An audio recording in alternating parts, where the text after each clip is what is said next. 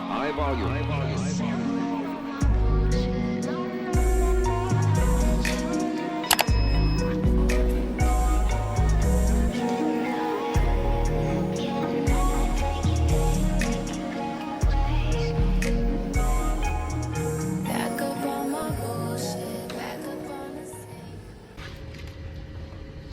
Today was such a hard day, but I got through my 12/330. I feel like a different person. I really just needed to sweat it out. I never want to go back to work again, but that's a problem for tomorrow. So we're gonna do some dumbbell rows. I'm not a private trainer and I don't have any experience in that world, that lane. I have no clue what I'm doing in here, but I'm gonna do core today, which also, in my opinion, includes like the back part too. So I'm gonna do some rows. I'm going to do whatever that hanging thing is called, where you lift your, you'll see. And then I'm gonna do this one. Done dealing with you, don't know how to deal with me. Done fucking with you, don't know how to love me. Done dealing with you, so I'm back. It seemed like I get so much and don't get nothing back. I really thought it was love, but you're so fucking right. Always get caught up in love, but I ain't done with that. I usually do 3 or 4 sets of 12 of everything, and I have no clue what I'm doing. I mean, I'm not a personal trainer, so I got all of my stuff from like YouTube. There's a girl on TikTok live that I always catch her live. She's very helpful in like fitness and nutrition and stuff like that. So all of my education comes from online, which is a good thing. It makes me not as... The mailman came around, but he was like staring really, like he slowed down. Anyway, it makes me not as like self-conscious to be in the gym, even though there's nobody ever in here. Look. Yeah, I'm gonna finish my set and get out of here. I was in such a bad mood. There were like 2 or 3 people in here when I first got in here, and I definitely feel like my vibe, I killed the vibe in here.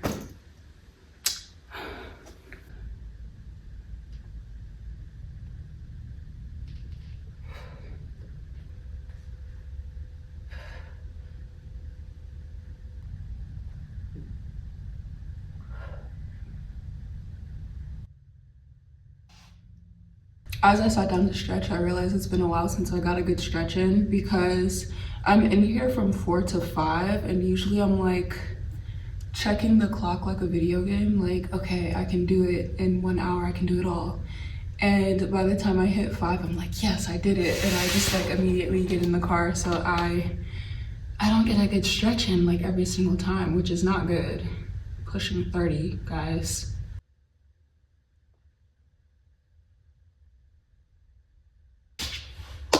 Okay, let's go home. The parking lot's empty, as it should be. My gym is at work, so this is a big industrial complex. I work like right up the street, but all of it is like the same building, basically.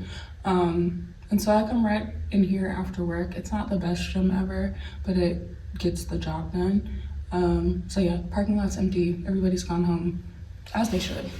Ugh, I'm so excited to be home. I'm about to take a shower. I've got to take out these dusty braids. I'm tired of looking at them. It's making me sick.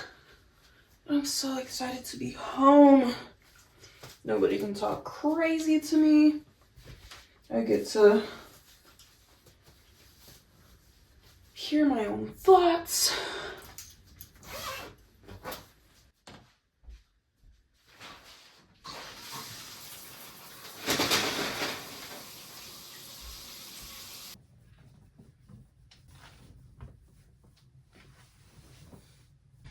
If you're new here, I'm a fashion designer, and it is my personal goal, vendetta, to never, ever, ever, ever clock into anybody's anything ever again.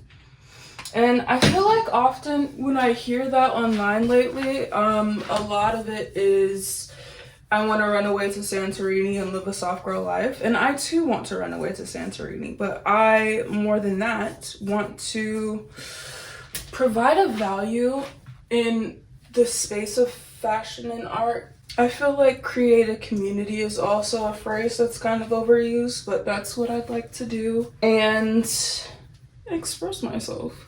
But yeah, really, I want to serve a community of especially Black and brown people. A lot of us are like disproportionately affected by plastic and polyester, so none of my clothes have any of that in it. Rewind a little bit. I work for a small company as a designer, and my larger goal, I keep saying the word atelier, and if you don't know what that means, I'm using the word atelier because it's small batch, made, not made to order, but handmade. And so technically I could use the word sustainable, but I don't really care to use that label because of the fact that the fiber content is what it is. Mostly cotton, no plastic and none of that stuff. I could use the word sustainable, I just don't care to use that label. So yeah, just starting a small business, which means that my 5 to 9 routine is extremely important. I don't work on Fridays, so I also use Fridays, but my evenings and my weekends are really the time where I'm like locked in the studio, really sewing. I find that with what I'm doing, you have to like really care about craftsmanship and a slower pace and an intentionality that I have, but I'm also building. So with the like, I'm just gonna quit my job content, love it, but it's I can't do that right now. Woo! Let's go get in the studio. Okay, let's go. Today I started recutting this prototype because there was a certain way that I wanted it to pleat. Actually, I'm gonna show you. Come with me. Okay, so like I said, this is the second sample. You can't even really tell what it is. If I remember, I'll put the flats for this on there. But this is a second sample. It drapes so much better than the first one because I put more pleats in it and then I cut it more towards this angle. I'm also practicing my cover stitch, so cover stitch looks so much better. The goal for tonight is just to get the back done. This is just the front. So I'll get the back done, get it put together, and then it'll prep me for this weekend to put it in final fabric, real fabric.